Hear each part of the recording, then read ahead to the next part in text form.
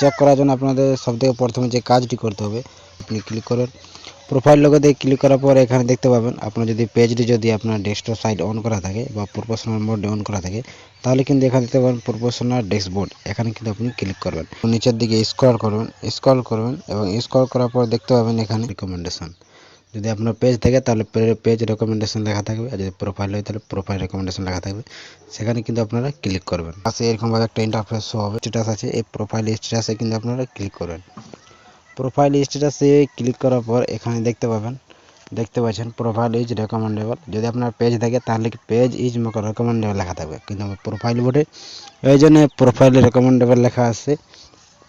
এরকম যদি লেখা থাকে তাহলে কিন্তু আপনার পেজটি বা প্রোফাইলটি মনিটাইজ হয়ে যাবে। আর এখানে দেখতে পাবেন যে গ্রিন টিক থাকবে, এই যে আপনার প্রোফাইল লোগোটা আছে বা পেজটা, সেখানে কিন্তু গ্রিন টিক থাকবে। সেখানে যদি গ্রিন টিক থাকে তাহলে কিন্তু হয়ে যাবে। তারপর